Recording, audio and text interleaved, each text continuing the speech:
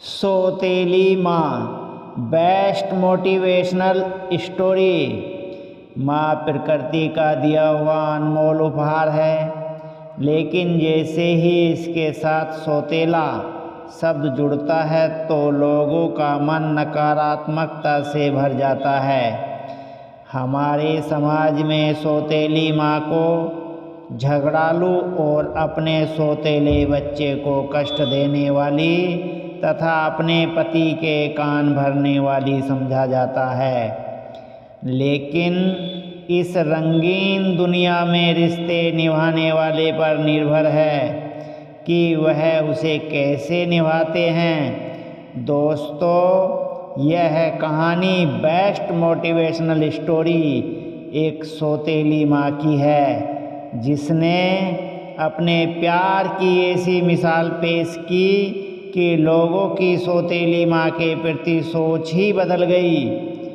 प्रीतमपुर गांव में एक जमींदार रहते थे। उनका 8 वर्ष का एक छोटा बेटा था, जिसका नाम विक्रम था। वह उम्र में छोटा जरूर था, लेकिन उसके ठाठ में कोई कमी नहीं थी। वह राजा महाराजाओं की तरह बर्ताव किया करता था। हवेली के सारे नौकर विक्रम के इशारों पर नाचा करते थे। उसके बात करने का अंदाज शाही था। विक्रम की माँ यानी कि जमींदार की पत्नी का 6 माह पूर्व देहांत हो चुका था। जमींदार अपने बच्चे की जवाबदारी अकेले नहीं संभाल पा रहे थे, इसलिए वह दूसरी शादी करने का विचार करते हैं। गांव के पंडित जी उन्हें पहले ही कई रिश्ते दिखा चुके थे। उन्हीं में से एक अच्छी पढ़ी लिखी लड़की जमींदार को पसंद आती है। वह एक गरीब परिवार की लड़की थी, जिसके पिताजी अपनी बच्ची के भविष्य के लिए एक बड़े घर में रिश्ता करना चाहते थे और जमींदार एक बहुत बड़े हवेली का मालिक होने के साथ साथ कई तरह के कारोबार का भी मालिक था, जिसे देखकर लड़की के पिता एक बच्चे के बाप से अपनी बेटी की शादी करने को तैयार थे। दोनों की उम्र में लगभग 12 वर्ष का अंतर था। पंडित जी अच्छा मुहूर्त देखकर दोनों की शादी बड़ी धूमधाम से करवाते हैं। गांव में जमींदार की बहुत इज्जत थी, इसलिए शादी में पूरा गांव शारीक होता है। बारात में जमींदार का बेटा विक्रम भी घोड़े पे बैठा होता है। वह देखने में बहुत सुंदर था। बारात में सभी उसे देख रहे होते हैं, लेकिन विक्रम को अपनी नई माँ से मिलने की जल्दी होती है। बारात में सिर्फ वह उन्हें देख पाया था, अब वह उनसे मिलने का इच्छुक था। पहली बार अपनी सौतेली माँ के घर आते ही विक्रम उनका राजसी स्वागत करता है। वह भी आते ही विक्रम को प्यार से गले लगा लेती है। जमींदार की नई पत्नी स्वभाव से बहुत शांत और सुशील थी। वह विक्रम को देखकर खुश हो जाती है।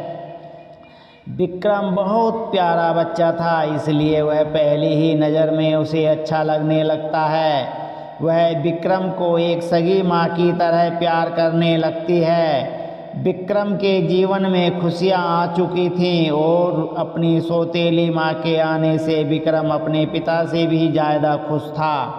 उसे अब अपनी सगी माँ की कमी महसूस नहीं हो रही थी। उसका जीवन खुशहाल हो चुका था। एक दिन जमींदार सुबह सुबह बिना नाश्ता किए ही घर से निकल जाते हैं और दोपहर को वापस लौटते हैं, लेकिन बिना कुछ खाए पिए अपने कमरे में चले जाते हैं। कई घंटों तक जब उन्हें कमरे का दरवाज़ा नहीं खुलता तो उनकी पत्नी दरवाज़ा खटखटाती है। काफ़ी देर तक दरवाज़ा खटखटाने पर भी अंदर से किसी की आहट सुनाई नहीं देती। तभी वह नौकरों से दरवाज़ा तोड़ने को कहती है और जैसे दरवाज़ा खुलता है उनके पैरों तले ज़मीन खिसक जाती है। जमींदार फांसी के फंदे से लटक रहे होते हैं और उनके बिस्तर पर एक चिट्ठी रखी होती है। इतनी कम उम्र में बेचारी का सुहाग उजड़ चुका था। अपने पिता की मौत की खबर सुनकर विक्रम को गहरा आघात पहुंचता है। वह मानसिक तौर पर हतोत्साहित हो जाता है। अभी अभी उसके जीवन में सौतेली माँ के रूप में खुशियाँ आई थीं, लेकिन अब उसके सिर से पिता का साया हट चुका था। दोनों का बहुत कुछ छिन चुका था, लेकिन अभी तो दुखों की कुछ बूंदें ही गिरी थीं। सैलाब आना अभी बाकी था। जैसे ही जमींदार की पत्नी उनकी लिखी चिट्ठी पढ़ती है तो उसके होश उड़ जाते हैं। जमींदार की सारी संपत्ति छिन चुकी थी और अब वह कर्जदार हो चुके थे। दरअसल उन्होंने एक प्रोजेक्ट में बैंक से लोन लेकर बहुत बड़ा निवेश किया था, जिसके लिए उन्होंने अपनी सारी ज़मीन जायदाद गिरवी रख दी थी। लेकिन वह प्रोजेक्ट बर्बाद हो गया, जिससे उन्हें भारी नुकसान हुआ और अब उनकी सारी संपत्ति नीलाम होने वाली थी। विक्रम अनाथ के साथ साथ गरीब भी हो चुका था। जमींदार की मौत के कुछ दिनों के बाद ही इनकी सारी संपत्ति नीलाम कर दी जाती है और इन्हें सारे कारोबार के साथ साथ हवेली को भी छोड़कर जाना पड़ता है। विक्रम और उसकी सौतेली माँ बेघर हो चुके थे। लड़की के पिता उसकी दूसरी शादी का विचार कर रहे थे, लेकिन वह अपने बच्चे से बहुत प्यार करती थी। वह उसे अकेला छोड़कर ज़िंदगी नहीं बसाना चाहती थी, इसलिए वह अपने पिता के घर नहीं जाती। लड़की के सारे रास्ते बंद हो चुके थे, लेकिन गांव के लोगों की मदद से उन्हें इतने पैसे तो मिल चुके थे कि वह कुछ महीने किराए के घर में गुजार सके। विक्रम की सौतेली माँ पढ़ी लिखी थी। वह शहर जाने का फैसला करती है और थोड़ा बहुत सामान लेकर अपने बच्चे के साथ बस से शहर चली जाती है। शहर पहुंचकर वह एक झुग्गी झोंपड़ी में कमरा किराए से लेती है और वहीं अपने बच्चे के साथ रहने लगती है। घर का खर्च चलाने के लिए वह गली गली खिलौने बेचने का काम शुरू कर देती है और उसी से अपने बच्चे का गुजारा करने लगती है। विक्रम को गरीबों वाली ज़िंदगी पसंद नहीं आ रही थी। उसे खाने को 2 वक्त की रोटी तक ढंग से नसीब नहीं हो रही थी। कई बार विक्रम को कचरे से खाना उठाकर खाना पड़ता है। विक्रम के सारे ठाठ जा चुके थे और वह अपनी बेसहारा माँ के साथ शहर में दर दर की ठोकरें खाने आ चुका था। धीरे धीरे उसे गरीबी में जीने की आदत होने लगती है। विक्रम को जो मिलता वह वहीं खा लेता। विक्रम को रह रहकर अपने पिता की याद आती है, क्योंकि पिता की राज में उसे 56 भोगों से सुशोभित भोजन प्राप्त होता था। लेकिन आज तो वह एक निवाले के लिए तरस रहा है।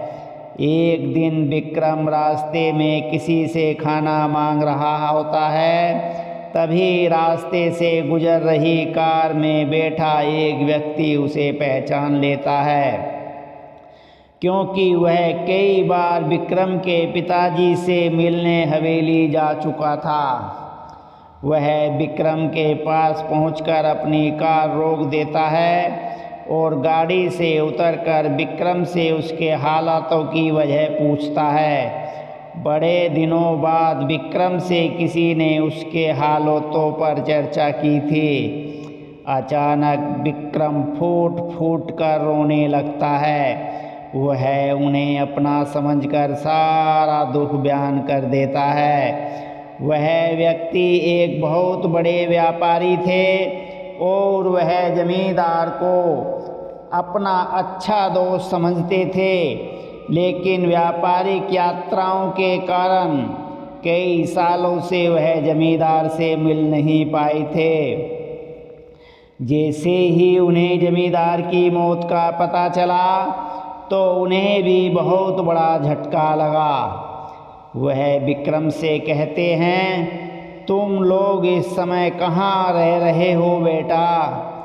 विक्रम उन्हें अपनी झोपड़ी में ले जाता है और अपनी माँ से मिलवाता है। वह उसकी कुछ मदद करना चाहते हैं, इसलिए कुछ पैसे निकालकर विक्रम की माँ के हाथों में दे देते हैं, लेकिन वह खिलौने से इतना कमाने लगी थी कि वह अब किसी का एहसान नहीं लेना चाहती थी। जैसे ही इन्हें पता चलता है कि विक्रम की माँ खिलौने बेचती है, वह खुश हो जाते हैं, क्योंकि इत्तेफाक से इनकी भी एक खिलौने की फैक्ट्री है और इन्हें एक अच्छी सेल्स गर्ल की तलाश थी। विक्रम की सौतेली माँ सड़क पर खिलौने बेचते बेचते एक कुशल विक्रेता बन चुकी थी और वह इनकी कंपनी में नियुक्त होते ही अपनी कड़ी मेहनत और लगन से 2 सालों के अंदर खुद की एक छोटी सी खिलौने बनाने की फैक्ट्री खोल देती है। और अब धीरे धीरे इनकी ज़िंदगी बदलने लगती है। विक्रम भी अपनी सौतेली माँ के साथ खिलौने की फैक्ट्री में काम करने लगता है। इनकी फैक्ट्री के बने हुए खिलौनों की मांग देश विदेश तक होने लगती है और कुछ ही सालों में उनकी कंपनी का नाम पूरे देश में होने लगता है। और कड़े संघर्ष के बाद जमींदार की पत्नी एक अरबपति महिला बन जाती है। उन्होंने अपने बेटे के लिए फिर से वही ज़िंदगी लाकर रख दी थी जिसकी उसे आदत थी। विक्रम अपनी सौतेली माँ के त्याग और मेहनत का एहसान नहीं चुका सकता था। वह अपनी सौतेली माँ को भगवान की तरह पूजने लगता है और गमों का बादल छटते ही खुशियों की बारिश के साथ यह कहानी ख़त्म हो जाती है। दोस्तों, आपको ये कहानी कैसी लगी अपने विचार कमेंट बॉक्स में ज़रूर लिखिए और वीडियो को लाइक कीजिए और चैनल पर नए हैं तो कृपया सब्सक्राइब कर दीजिए।